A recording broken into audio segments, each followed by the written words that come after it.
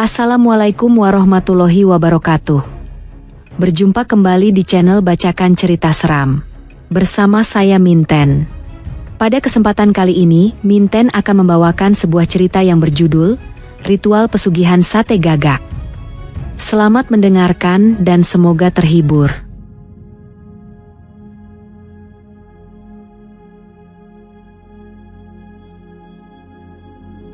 Pada suatu daerah di Jawa Timur, kisaran tahun 1980. Pada hari ketiga Lebaran, Yudo dikejutkan oleh kehadiran seorang tamu yang tak terduga. Pamannya dari kabupaten sebelah yang sudah lama tidak berkunjung. Sosok ini adalah Om Sumarno, seorang pria yang memiliki kedekatan khusus dengan Yudo. Terakhir kali mereka bertemu adalah sekitar 6 bulan yang lalu, ketika Yudo sempat singgah di rumah pamannya tersebut. Yudo yang sering memanggilnya dengan sebutan Om Sumarno, masih ingat betul bagaimana kondisi pamannya pada saat itu. Sarwono yang tinggal di sebuah rumah sederhana di perkampungan kumuh pesisir pantai, tanpa hidup dalam keterbatasan.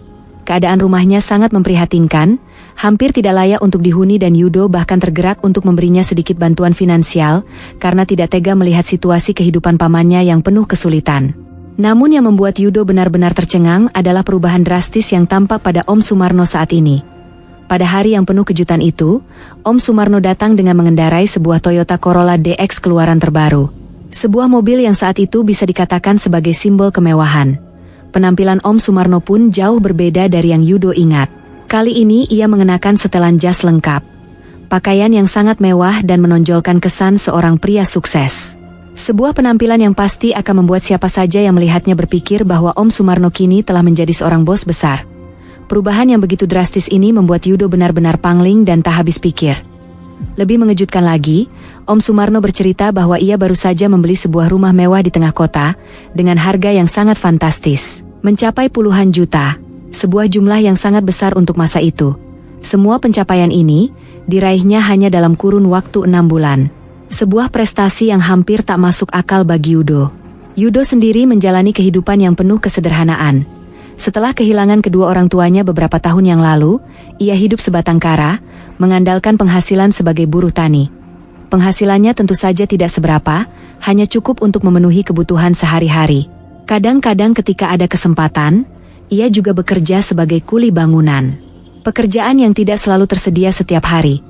Kehidupannya yang penuh dengan perjuangan membuatnya semakin terharu ketika Om Sumarno datang dengan niat baik, untuk membagikan ilmu dan pengalaman yang telah membuatnya sukses.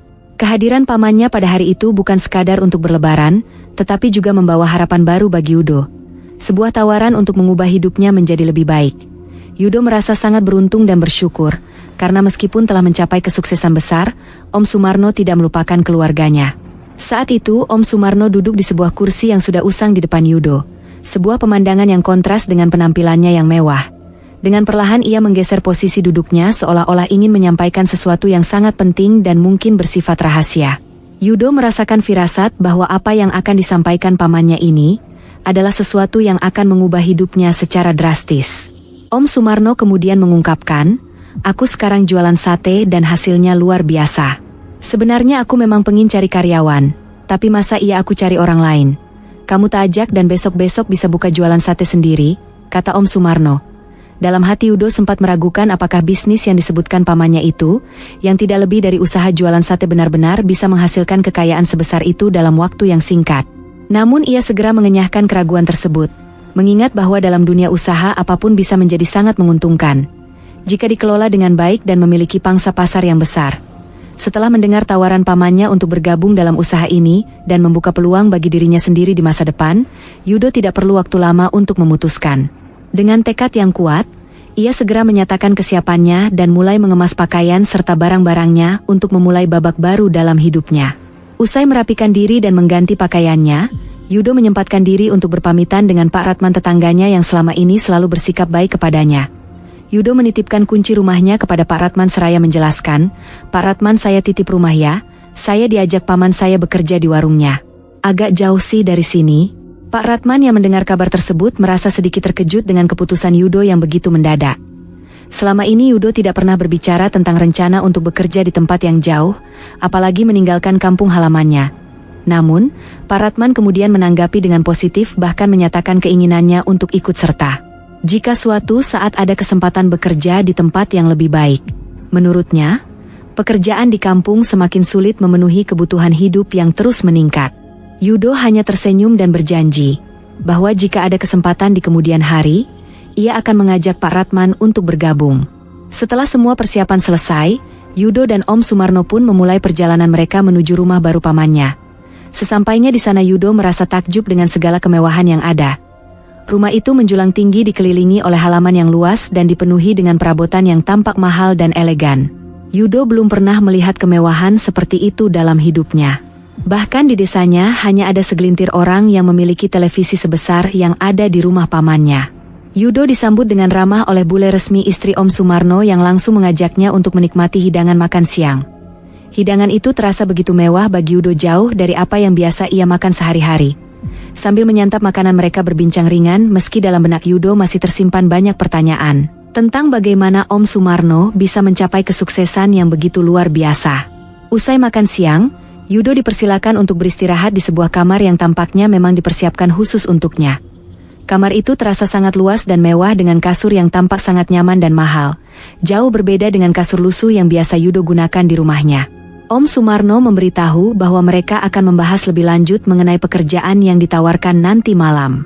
Yudo merasa campuran antara perasaan takjub dan sedikit canggung berada di lingkungan yang begitu berbeda dari yang biasa ia kenal. Ia pun beristirahat dengan harapan besar bahwa apa yang akan dibahas nanti malam akan menjadi awal dari perubahan besar dalam hidupnya. Kehidupan Om Sumarno telah mengalami perubahan yang begitu drastis dalam beberapa tahun terakhir. Dulu, ia dikenal sebagai sosok sederhana yang hidup dalam keterbatasan ekonomi. Namun sekarang ia telah meraih kesuksesan yang luar biasa. Kehidupannya yang dulu penuh dengan perjuangan, kini dipenuhi kemewahan dan kenyamanan. Namun, di balik semua itu, ada satu hal yang masih belum terwujud dalam kehidupannya, yaitu kehadiran seorang anak dalam rumah tangga mereka. Meskipun ia telah mencapai hampir semua yang diidamkan banyak orang, kekosongan itu tetap ada, menjadi bayang-bayang dalam kebahagiaannya yang tampak sempurna. Rasa kehilangan akan sesuatu yang belum pernah dimiliki, itu terkadang menciptakan kehampaan yang tak terelakkan dalam hatinya. Sebuah kehampaan yang tak bisa diisi dengan harta atau kesuksesan. Sore itu ketika azan maghrib mulai terdengar sayup-sayup dari kejauhan, Yudo teringat akan kewajibannya sebagai seorang muslim. Meski bukan seseorang yang dikenal sangat disiplin dalam menjalankan ibadah, Yudo selalu berusaha untuk tidak melewatkan salat maghrib dan isya. Dengan segera ia bersiap-siap untuk melaksanakan salat. Namun kebingungan muncul ketika ia menyadari bahwa ia tidak tahu arah kiblat di rumah Om Sumarno. Dengan niat untuk memastikan arah yang benar, Yudo memutuskan untuk bertanya pada Om Sumarno. Namun jawaban yang diterimanya benar-benar di luar dugaan, bahkan menggetarkan keyakinannya. Om Sumarno menatap Yudo dengan tatapan yang tidak biasa, seolah-olah menahan sesuatu yang ingin ia ungkapkan selama ini.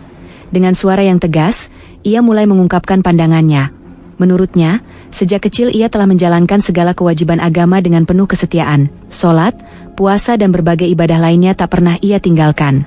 Namun semua itu menurutnya tidak membawa perubahan berarti dalam kehidupannya yang dahulu penuh dengan kemiskinan. Kekayaan yang sekarang ia nikmati, katanya bukanlah hasil dari doa-doa atau ibadah, melainkan buah dari kerja keras dan usaha yang tak kenal lelah. Pernyataan itu keluar dari mulut Om Sumarno dengan nada yang begitu keras. Seolah-olah ingin menegaskan betapa sia-sianya semua usaha spiritual yang telah ia lakukan selama bertahun-tahun. Setelah menyampaikan pandangannya, Om Sumarno dengan tiba-tiba merampas kain sarung yang ada di tangan Yudo. Tindakannya yang mendadak dan kasar itu membuat Yudo terperanjat. Dengan nada suara yang tak kalah keras, ia memerintahkan Yudo untuk meninggalkan rumah jika tetap berniat melaksanakan sholat. Suara keras itu menggema dalam pikiran Yudo, membuatnya tersentak dalam ketakutan. Dengan langkah tergesa Yudo mundur dan kembali ke dalam kamar. Mencoba menghindari lebih banyak konfrontasi dengan pamannya. Dalam kesunyian kamar, ia termenung, pikirannya dipenuhi oleh pertanyaan-pertanyaan yang tak kunjung menemukan jawaban. Bagaimana mungkin Om Sumarno yang dulu begitu taat beragama, kini berubah menjadi seseorang yang begitu membenci ibadah? Padahal 6 bulan yang lalu saat Yudo berkunjung, Om Sumarno masih sempat mengingatkannya untuk tidak pernah meninggalkan salat apapun kondisinya. Nasihat itu masih terngiang jelas dalam benaknya. Seolah baru kemarin diucapkan, namun sekarang segalanya tampak berbeda. Seakan-akan Om Sumarno adalah orang yang sama sekali baru. Ketika waktu sholat isya tiba, pintu kamar Yudo diketuk dengan lembut. Suara yang membangunkan Yudo dari lamunan adalah suara bule resmi istri Om Sumarno. dengan sopan yang memberitahu Yudo bahwa Om Sumarno ingin berbicara dengannya di ruang tengah. Yudo pun segera bersiap dan melangkah ke ruang tengah dengan hati yang masih dibalut kebingungan. Sesampainya di sana, ia duduk berhadapan dengan Om Sumarno, sementara bule resmi duduk di samping suaminya. Tanpa banyak basa-basi, Om Sumarno langsung menyampaikan bahwa mulai besok Yudo bisa mulai bekerja. Namun syarat yang kemudian diungkapkan Om Sumarno benar-benar di luar dugaan Yudo. Untuk bisa bekerja, Yudo diminta untuk meninggalkan semua perintah agama. Permintaan itu terasa sangat sulit untuk diterima oleh Yudo. Ia mungkin bisa memahami jika Om Sumarno memutuskan untuk tidak melaksanakan salat, meskipun hal itu tetap saja sulit diterima oleh logikanya. Namun meninggalkan seluruh perintah agama sebagai syarat untuk bekerja, sungguh di luar nalar Yudo. Apa yang diungkapkan oleh Om Sumarno benar-benar menantang keyakinan dasar yang selama ini ia pegang teguh. Melihat keterkejutan yang tampak jelas di wajah Yudo, Om Sumarno mencoba menggiring pikirannya untuk menerima ide tersebut. Ia menjelaskan, jadi begini, yang penting kamu kaya dulu, nanti setelah merasa cukup kamu kan bisa tobat. Logika yang disampaikan oleh Om Sumarno itu, bagi Yudo terdengar sangat konyol dan tidak masuk akal. Namun Yudo merasa terpojok dan terpaksa mendengarkan penjelasan lanjutan dari pamannya. Rasa takut yang masih membekas dari bentakan sebelumnya membuatnya tidak punya pilihan lain selain menundukkan kepala dan menyembunyikan raut wajahnya yang penuh keterkejutan. Om Sumarno kemudian melanjutkan penjelasannya, mengungkapkan bahwa selama ini ia memang berjualan sate, tapi bukan sate biasa seperti yang dijual di pinggir jalan.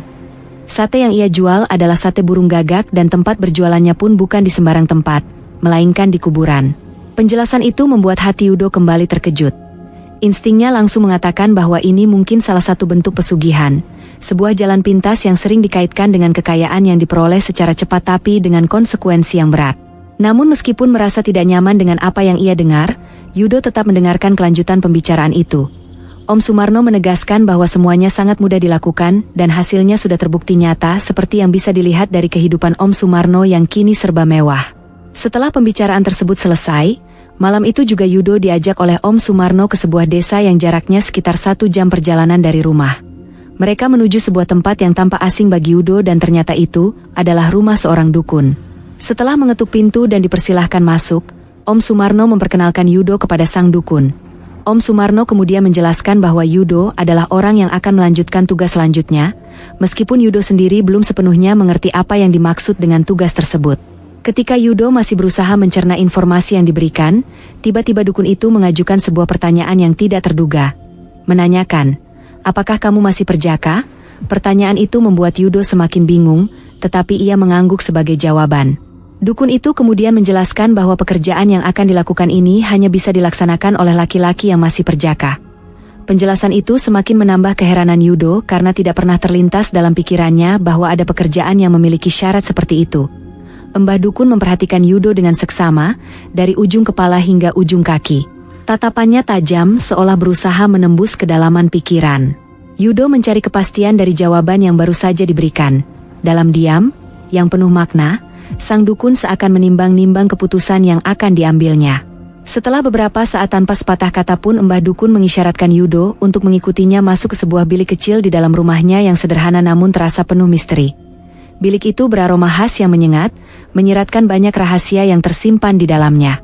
Di dalam bilik tersebut, Yudo dipasangkan untaian bunga melati yang wanginya segar, menyebar lembut memenuhi ruangan. Bunga-bunga itu tampaknya baru saja dipetik dan dirangkai dengan teliti, mungkin sebagai bagian dari ritual yang akan segera dimulai. Setelah Yudo dipasangi kalung bunga melati, Mbah Dukun mulai membakar kemenyan.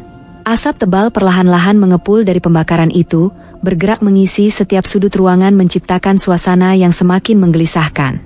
Asap itu dengan cepat mulai mempengaruhi kesadaran Yudo. Pusing yang dirasakannya semakin berat, hingga akhirnya dia kehilangan kesadaran dan jatuh dalam kegelapan. Dalam kondisi setengah sadar, Yudo merasa dirinya tiba-tiba berada di depan sebuah istana yang sangat megah, seolah ia telah melintasi dimensi lain. Istana itu berdiri kokoh dengan arsitektur yang memancarkan kemewahan dan kejayaan masa lalu. Di depannya, berbaris para prajurit yang tampak gagah dan terlatih dengan barisan yang sangat rapi. Para prajurit itu semuanya adalah lelaki muda yang mungkin seumuran dengan Yudo. Penampilan mereka begitu seragam, memancarkan disiplin dan kekuatan. Dari dalam istana yang megah itu dua sosok yang berwibawa mulai mendekat ke arah Yudo. Keduanya berpakaian dengan busana kerajaan yang sangat mewah, terbuat dari kain terbaik dan dihiasi dengan ornamen emas yang berkilauan. Yudo segera mengenali mereka sebagai Om Sumarno dan Bule Resmi, meskipun pakaian mereka berbeda dari yang biasanya dikenakan. Kejutan dan keheranan mengisi hati Yudo. Namun di balik perasaan itu, sepenggal kesadarannya mulai menyadari bahwa dia tidak lagi berada di alam nyata, melainkan dalam sebuah dunia lain yang penuh dengan keanehan dan keajaiban. Setelah itu Yudo diajak masuk ke dalam istana yang interiornya tidak kalah mewah dengan tampak luarnya. Setiap sudut ruangan penuh dengan ukiran rumit dan hiasan yang menunjukkan kemegahan istana tersebut. Yudo dibawa menuju sebuah kamar yang sangat besar, dengan dinding-dinding yang dihiasi oleh permadani indah dan lampu-lampu kristal yang bersinar lembut. Di dalam kamar itu beberapa gadis cantik menyambut Yudo dengan senyum yang ramah namun misterius. Tanpa sepatah kata, mereka mulai melucuti pakaian yang dikenakan Yudo, menggantinya dengan pakaian prajurit yang persis sama dengan yang dilihatnya sebelumnya di luar istana. Pakaian itu terbuat dari bahan yang berkualitas tinggi, terasa nyaman di tubuh Yudo. Meskipun ada perasaan aneh yang mulai menyusup ke dalam pikirannya, Yudo kemudian diantar ke sebuah ruangan yang tampak seperti ruang makan dengan meja panjang yang dikelilingi oleh kursi-kursi berjejer melingkar. Ruangan itu diterangi oleh cahaya lilin yang temaram, menciptakan suasana yang misterius dan sedikit menyeramkan. Pandangan Yudo tertuju pada sesosok makhluk yang sangat menyeramkan, duduk di tengah meja. Makhluk itu memiliki wajah tengkorak yang menakutkan dengan tubuh berbadan manusia yang otot-ototnya menonjol seperti pahlawan legenda. Di atas kepala makhluk itu terdapat 2 tanduk besar menyerupai tanduk kerbau berwarna merah menyala, seolah penuh dengan kekuatan jahat. Di kanan dan kiri makhluk tersebut berdiri Om Sumarno dan Bule Resmi. Keduanya tampak tenang dan tak terganggu oleh kehadiran makhluk menyeramkan itu. Yudo menyadari betapa mengerikannya makhluk tersebut. Namun anehnya tidak ada rasa takut yang muncul dalam hatinya. Semua terasa seperti sebuah mimpi yang nyata, namun tak sepenuhnya masuk akal. Yudo dipersilakan duduk di salah satu kursi yang mengelilingi meja, dan di hadapannya disuguhkan sepiring makanan yang aneh. Makanan itu memiliki tampilan yang unik, sesuatu yang belum pernah dilihat Yudo sebelumnya. Namun aromanya sangat menggugah selera, seolah-olah makanan tersebut adalah hidangan terlezat yang pernah ada. Makhluk mengerikan itu memberi isyarat dengan tangan seolah memerintahkan Yudo untuk mulai menyantap hidangan tersebut. Yudo merasa ragu, tetapi tatapan mata makhluk itu begitu memaksa seakan menuntut kepatuhan. Tanpa pilihan lain, Yudo mulai memakan hidangan itu. Suapan demi suapan hingga piring di depannya kosong. Rasa makanan itu tidak seperti yang dibayangkannya dari aroma yang tercium. Ada keanehan yang sulit dijelaskan, sesuatu yang membuat lidahnya merasakan sensasi yang tidak biasa. Tiba-tiba, suasana berubah menjadi menegangkan saat suara berat dan nyaring makhluk itu terdengar memenuhi ruangan. Makhluk tersebut menyatakan, "Kamu akan menjadi abdiku di tempat ini. Kalau kamu menolak, nyawamu akan melayang." Suara makhluk itu diikuti oleh tawa mengerikan yang menggema di seluruh ruangan, dan tawa tersebut juga diikuti oleh Om Sumarno dan Bule Resmi yang berdiri di sisi makhluk tersebut. Yudo merasakan hawa dingin merayapi tubuhnya. Namun anehnya dia masih merasa tenang. Seolah semua ini hanyalah bagian dari takdir yang harus dijalani. Perlahan pandangan Yudo mulai kabur seakan ruangan di sekelilingnya berubah menjadi samar. Saat kesadaran kembali, Yudo mendapati dirinya masih berada di bilik sempit bersama Mbah Dukun. Ternyata, semua yang dialaminya hanyalah bagian dari ritual misterius yang baru saja dilakukan. Yudo kemudian diajak keluar kembali ke ruang tamu oleh sang dukun. Namun kali ini perasaan takut mulai merayapi dirinya, terutama saat melihat sang dukun membawa sebuah sangkar kecil berisi seekor burung gagak. Burung itu tampak gelisah seolah menyadari bahwa ia adalah bagian dari sesuatu yang lebih besar dan lebih gelap.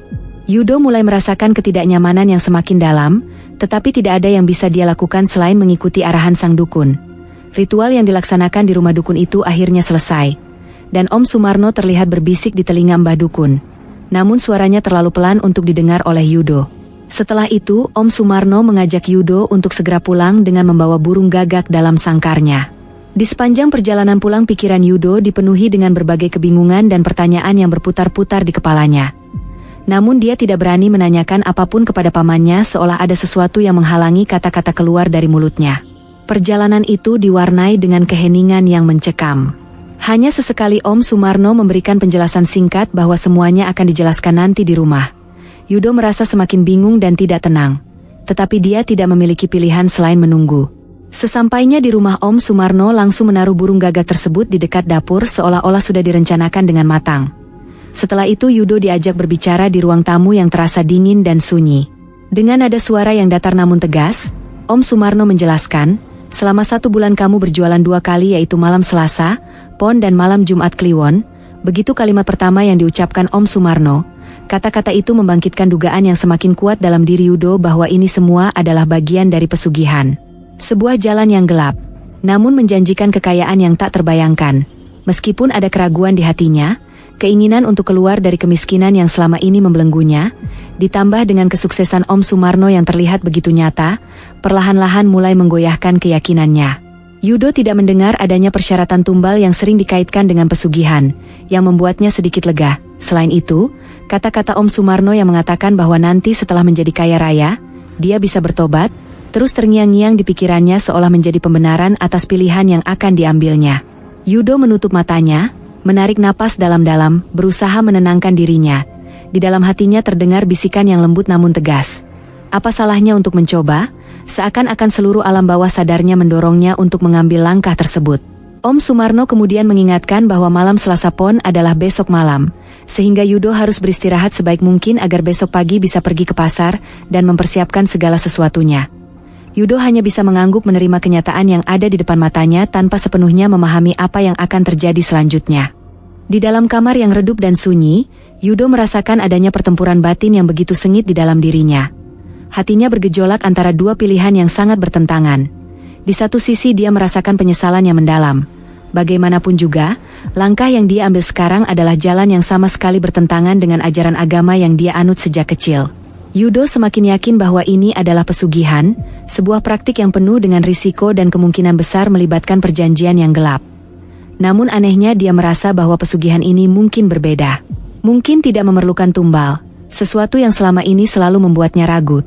Di sisi lain, ada dorongan kuat yang mendesak dalam dirinya, seolah-olah memaksanya untuk mengambil kesempatan ini, yang mungkin tidak akan datang untuk kedua kalinya. Menjadi kaya hidup bergelimang harta, adalah impian yang begitu menggoda. Sebuah kesempatan yang terlalu berharga untuk dilewatkan. Akhirnya, setelah berjuang dengan dirinya sendiri, Yudo memutuskan untuk memilih jalan kedua. Dia memutuskan untuk melanjutkan langkah ini dengan keyakinan bahwa di kemudian hari setelah dia mencapai kekayaan yang diimpikannya, dia bisa bertobat dan kembali menjalani hidup dengan normal seperti sedia kala. Malam pun semakin larut, udara dingin perlahan-lahan menyelimuti kamar tempat Yudo beristirahat. Keletihan fisik dan mental akhirnya menuntunnya ke alam mimpi. Yudo tertidur dengan cepat tanpa ada mimpi buruk atau bayangan mengerikan yang mengganggunya. Sebuah anugerah kecil di tengah kecamuk batinnya. Keesokan paginya, begitu matahari baru saja terbit, Yudo segera bangkit dari tempat tidurnya. Dengan tekad yang kuat, dia menyiapkan segala sesuatu yang diperlukan untuk ritual yang akan dilakukannya. Mulai dari membeli arang hingga perlengkapan lain yang dibutuhkan. Ada perasaan penasaran yang begitu besar dalam hatinya. Sebuah rasa ingin tahu yang nyaris tak tertahankan tentang bagaimana semuanya akan berjalan. Apakah semua ini benar? Apakah ini hanya ilusi atau memang ada kekuatan gaib yang bekerja di balik semua ini? Om Sumarno kemudian mulai menjelaskan tata cara yang harus dilakukan Yudo. Dengan cermat Yudo mendengarkan setiap instruksi yang diberikan pamannya. Burung gagak yang telah disiapkan sebelumnya harus disembelih dengan cara tertentu. Bulu-bulunya harus dicabut bersih dan darahnya harus ditampung dalam wadah khusus yang telah disiapkan. Daging burung itu kemudian dipotong kecil-kecil dan setiap potongan daging harus ditusuk menggunakan lidi aren yang sudah disediakan. Ketika semuanya sudah siap, Om Sumarno menyampaikan pesan penting kepada Yudo di ruang tamu rumah mereka. Dengan penuh keyakinan, Om Sumarno berkata, "Aku yakin kamu juga akan sukses. Yang penting yakin dan jangan takut." Yudo yang sudah membulatkan tekadnya hanya bisa mengangguk. Keinginannya untuk menjadi kaya sudah begitu kuat, hingga mengalahkan segala logika dan nalar sehat yang mungkin masih tersisa dalam pikirannya. Waktu terus berjalan dan malam yang dinanti-nantikan pun tiba. Di bawah langit malam yang gelap, Om Sumarno mengajak Yudo menuju tempat di mana mereka akan menjual sate gagak tersebut. Tempat itu terletak cukup jauh dari rumah mereka, membutuhkan waktu sekitar 15 hingga 20 menit perjalanan dengan mobil. Setelah beberapa saat berkendara, mereka tiba di sebuah kompleks pemakaman yang sepi dan terletak di daerah terpencil. Di tengah-tengah pemakaman itu, terdapat sebuah gundukan tanah yang menyerupai bukit kecil, tempat yang akan menjadi lokasi penjualan sate.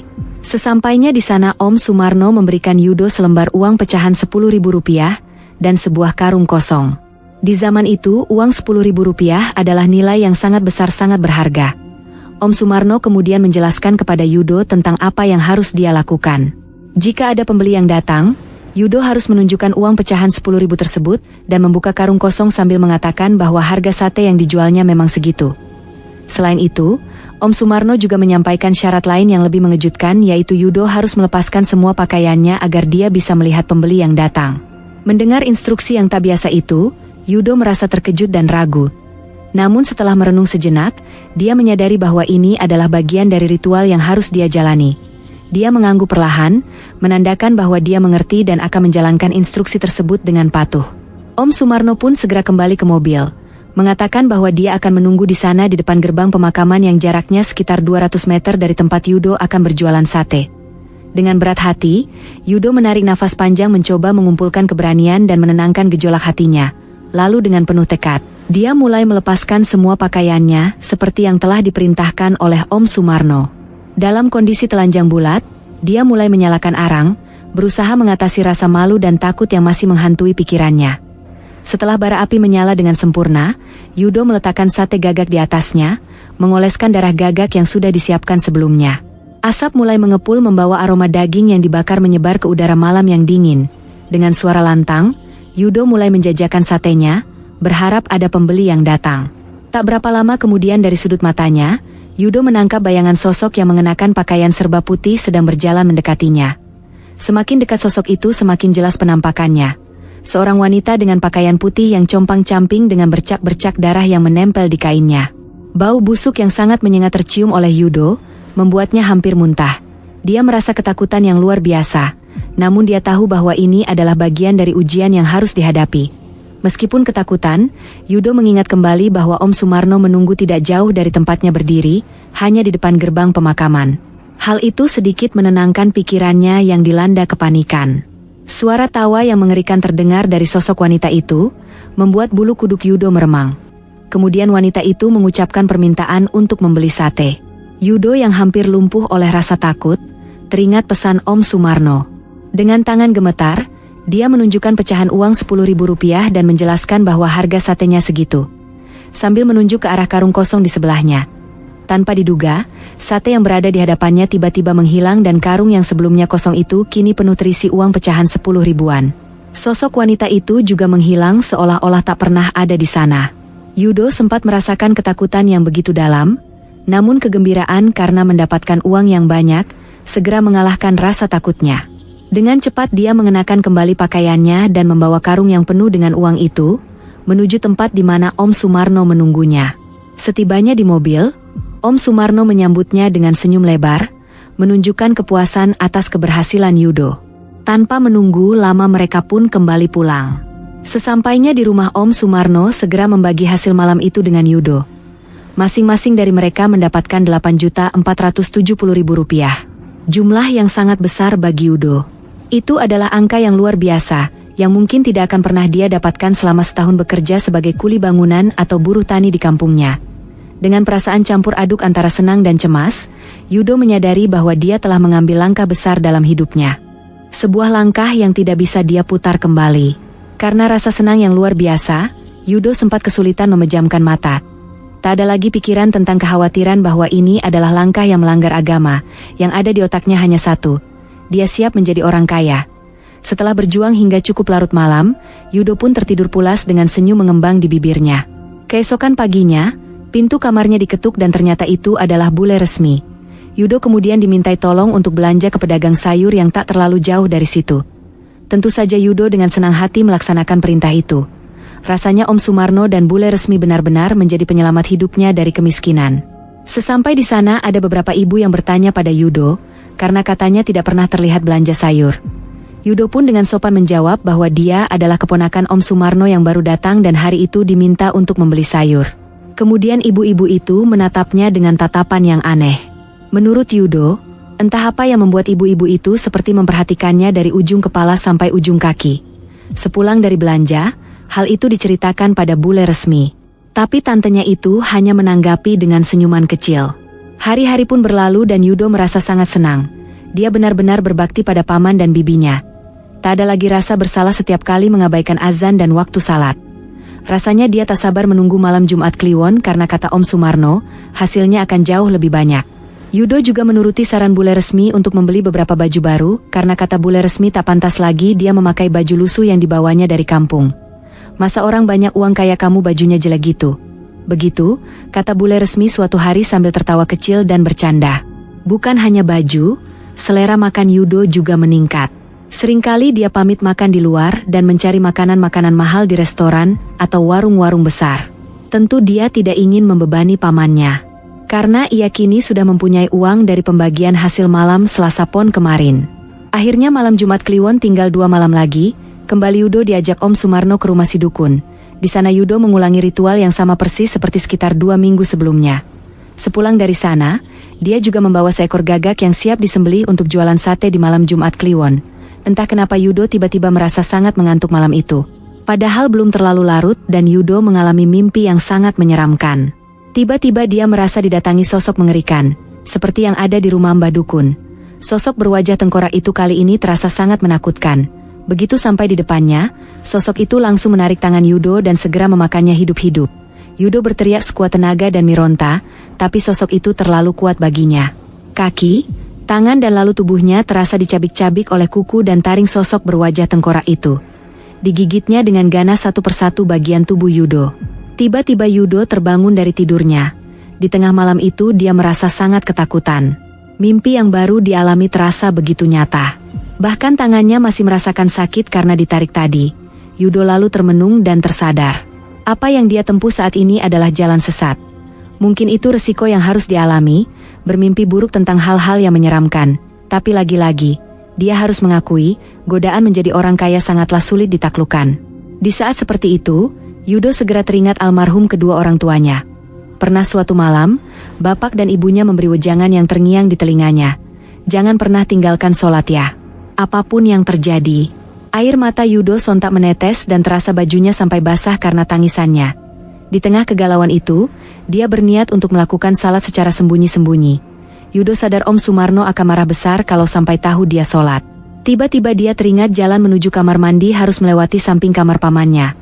Perlahan dia berjalan mengendap-endap menuju kamar mandi. Ternyata paman dan bibinya belum tidur. Mereka sedang bercakap-cakap. Entah apa yang sedang dibicarakan karena suaranya terlalu pelan. Tapi firasatnya berkata Om Sumarno dan bule resmi sedang membicarakan sesuatu yang sangat serius. Dengan hati-hati Yudo menempelkan telinganya ke dekat angin-angin di samping kamar itu, dan ini kalimat yang diucapkan Om Sumarno ke bule resmi dengan setengah berbisik. Sebelum ini sudah ponakanmu, sekarang ponakanku berikutnya. Siapa lagi ya? Kata-kata itu membuat Yudo bingung. Pikirannya menerawang kemana-mana, tapi tetap tak menemukan jawaban atas maksud kalimat itu. Yudo pun melanjutkan langkahnya dengan lebih hati-hati menuju kamar mandi, mengambil air wudhu dan lalu salat di dalam kamar. Salat itu dijalankannya dengan khusyuk dan berderai air mata. Ada perasaan berdosa yang luar biasa. Rasanya Yudo menemukan kembali sesuatu yang sudah cukup lama hilang. Yudo kemudian membaca doa, tidur dan berbagai zikir yang dihafalnya. Ada kesejukan luar biasa yang terasa. Perlahan dia pun tertidur. Tiba-tiba dia merasa bapak dan ibunya ada di dalam kamar itu dan duduk di atas pasang kursi, seperti singgasana mewah. Mereka berdua memandangi Yudo dengan mata sembab seperti habis menangis. Yudo terbelalak menyaksikan itu. Lalu secara bersamaan bapak dan ibunya berkata, "Jangan lanjutkan itu ya." Yudo lalu terbangun setelah mendengar ketukan pintu kamarnya. Setelah dibuka ternyata sudah pagi dan Om Sumarno mengajaknya menyembelih gagak untuk dijual nanti malam. Yudo pura-pura tak mengalami apapun. Semua ritual pun dilakukan persis seperti persiapan malam Selasa Pon sekitar 2 minggu yang lalu. Hari itu berjalan penuh kegalauan bagi Yudo, tapi dia berusaha sekuat tenaga menyembunyikan semua gundah gulananya. Membatalkan ini semua menurutnya bukanlah langkah yang bijak saat ini, dan malam pun datang. Kembali Yudo dan Om Sumarno menuju perbukitan di tengah pemakaman tempat untuk menjual sate. Kali ini atas perintah Om Sumarno, dia membawa pecahan uang 10.000 dan 10 karung kosong. Kata Om Sumarno hasil di malam Jumat Kliwon bisa sampai 10 kali lipat dibanding malam Selasa Pon. Tentu itu sangat menggiurkan, tapi hati Yudo tetap gundah gulana dengan segala kegalauan. Yudo pun melangkah gontai ke bukit kecil itu. Persis seperti ketika malam Selasa Pon dia membuka pakaiannya satu persatu, dan mulai berteriak-teriak menjajakan satenya. Dari kejauhan muncullah sosok yang selama ini datang di mimpinya. Tapi dia tidak membawa uang. Justru sosok itu tanpa basa-basi memegang tangan Yudo dan lalu menghempaskannya. Yudo pun terpelanting dan kepalanya terbentur sebuah batu nisan. Karena sangat ketakutan, Yudo berlari sekuat tenaga dalam kondisi telanjang bulat. Entah arah mana yang dia tuju karena otaknya tak mampu lagi berpikir jernih. Yang ada di pikirannya hanya satu, menghindari kejaran makhluk mengerikan itu. Di tengah-tengah dia berlari, seperti ada bayangan kedua orang tuanya yang menunjukkan arah. Naluri Yudo, mengikuti panduan itu, Yudo terus berlari sampai dia yakin bahwa makhluk itu tak lagi mengejarnya. Dari kejauhan, Yudo melihat ada perkampungan dan dia semakin mempercepat larinya. Bayang-bayang orang tuanya sudah tak terlihat lagi. Yudo lalu ditangkap beberapa warga yang kebetulan sedang ronda. Mereka mengira Yudo adalah maling yang masuk ke kampung itu. Dengan nafas tersengal Yudo bercerita terbata-bata. Dia mengaku disiksa orang dan lalu berlari tanpa arah karena ketakutan. Orang-orang itu tentu merasa heran. Akhirnya mereka bersepakat membawa Yudo ke salah satu rumah yang tak jauh dari pos kamling. Setelah salah satu dari mereka mengatakan bahwa ini bukan maling dan bukan orang gila. Ternyata dia dibawa ke rumah Pak Jarot sesepuh desa itu. Yudo yang masih ketakutan disodori segelas air dan Pak Jarot memberikan sebuah kaos dan sarung kepadanya. Yudo menangis terseduh-seduh dan Pak Jarot kemudian meminta semua anggota ronda kembali ke pos. Kata Pak Jarot, orang ini sudah menjadi urusannya. Mereka pun membubarkan diri dan kemudian Pak Jarot meminta Yudo bercerita. Dengan tangis yang masih terseduh, Yudo mengaku diajak pamannya menjual sate di tengah pekuburan. Syaratnya dia harus telanjang bulat. Lalu ada makhluk halus yang mengejarnya sampai dia harus lari terbirit-birit ke kampung itu. Pak Jarot manggut-manggut dan lalu mengatakan bahwa apa yang disuruh pamannya adalah ritual pesugihan sate gagak. Yudo terbelalak mendengar itu, walaupun sejak semula dia sudah curiga bahwa semua itu ada hubungannya dengan pesugihan. Jawaban Pak Jarot semakin meyakinkannya. Yudo kemudian diminta menjelaskan di pekuburan daerah mana dia melakukan ritual itu juga daerah tempat pamannya tinggal. Ternyata kata Pak Jarot itu daerah yang sangat jauh. Butuh kira-kira 3 jam perjalanan dengan sepeda motor untuk ke sana. Yudo pun makin keheranan karena dia merasa berlari hanya beberapa menit. Sempat terlintas di kepalanya. Jangan-jangan dia masuk ke kampung gaib. Tapi keraguan itu segera hilang setelah dia melihat Pak Jarot berdiri dan kakinya menapak lantai. Juga karena Pak Jarot kemudian memintanya untuk selalu membaca istighfar. Istri Pak Jarot yang sempat terbangun diminta untuk tidur kembali karena katanya ini hanya masalah kecil, karena ada tamu. Pak Jarot kemudian meminta Yudo untuk bercerita lebih detail lagi. Yudo yang makin yakin ini adalah tempat aman memulai ceritanya. Mulai dari awal mula ajakan Om Sumarno ritual yang sempat sekali dijalankannya dan berhasil, serta mimpi-mimpi mengerikan yang dialaminya sampai ketika terakhir kali dikejar makhluk itu di pekuburan. Tak lupa sholat yang sempat dikerjakannya semalam sebelum ritual. Kedua tanggapan Pak Jarot kemudian mengejutkan, menakutkan sekaligus cukup melegakan. Untung kamu sholat, mungkin kamu akan jadi tumbal kalau sampai ritual kedua kamu jalankan dan berhasil. Yudo tentu percaya apa yang dikatakan Pak Jarot. Apalagi dia teringat mimpi ketika bertemu kedua orang tuanya yang melarang melanjutkan apa yang sudah dijalani. Pak Jarot kemudian meminta Yudo tinggal di rumahnya selama seminggu untuk menenangkan pikiran, terutama karena dia juga menceritakan bahwa di kampung dia hidup sebatang kara. Selama seminggu itu Pak Jarot yang ternyata juga seorang ustadz selalu mengajaknya berjamaah di setiap waktu salat di sebuah mushola di belakang rumahnya. Setiap habis maghrib, Yudo juga melihat banyak anak-anak mengaji di mushola itu dan diajar langsung oleh Pak Jarot. Di sana Yudo juga diajari cara beternak kambing yang mungkin kelak akan berguna ketika Yudo sudah kembali di kampungnya. Kata Pak Jarot lagi, banyak nabi yang juga beternak atau menggembala kambing. Hari demi hari berlalu dan Yudo merasakan ketenangan hati yang luar biasa. Dia pun pamit dan mengucapkan terima kasih berkali-kali pada Pak Jarot karena telah membantu dan membimbingnya selama seminggu ini. Pak Jarot kemudian memberinya uang yang katanya untuk biaya transportasi dan beli sepasang kambing untuk dikembangkan. Air mata Yudo menetes menerima uang itu. Alangkah baiknya orang ini, bisiknya dalam hati. Dan kemudian dengan lembut, Yudo berkata, maaf Pak kalau selama ini merepotkan, tapi saya janji suatu saat uang ini akan saya kembalikan. Mohon doanya agar usaha kambing saya berhasil dan saya selalu di jalan yang lurus ya Pak. Pak Jarot hanya tersenyum mendengar itu dan juga terlihat berkaca-kaca. Beliau lalu menjawab, uang itu nggak perlu dikembalikan kecuali kelak kalau usahamu memang benar-benar sangat berkembang dan berhasil ya. Lalu mereka berdua pun berpelukan haru dan ternyata Pak Jarot sudah menyuruh salah satu warga untuk mengantar Yudo. Namanya Mas Leksono. Di tengah jalan, Yudo minta diantar ke rumah Om Sumarno yang langsung disanggupi oleh Mas Leksono. Sesampai di sana ternyata rumah pamannya itu terkunci rapat. Yudo beberapa kali mengetuk dan memanggil, tapi tak ada jawaban sama sekali. Kemudian Yudo bertanya pada seorang ibu yang kebetulan lewat, tentang di mana Om Sumarno. Jawaban ibu itu benar-benar mengejutkannya. Ibu itu bercerita bahwa Om Sumarno dan Bule Resmi sudah meninggal. Jasad mereka ditemukan warga 3 hari yang lalu di kebun kecil belakang rumahnya. Sepertinya mereka meninggal bersamaan dan sudah beberapa hari. Sambil menutup wajahnya, ibu itu melanjutkan ceritanya. Katanya jasad mereka berdua tak utuh lagi, karena sebagian tubuhnya dimakan gagak yang sempat terlihat oleh warga. Hati Yudo benar-benar terpukul. Teringat semua yang selama ini dilakukannya bersama Om Sumarno dan Bule Resmi. Dalam hati dia hanya menggumam doa. Semoga semua dosa paman dan bibinya diampuni oleh Allah Subhanahu wa Ta'ala.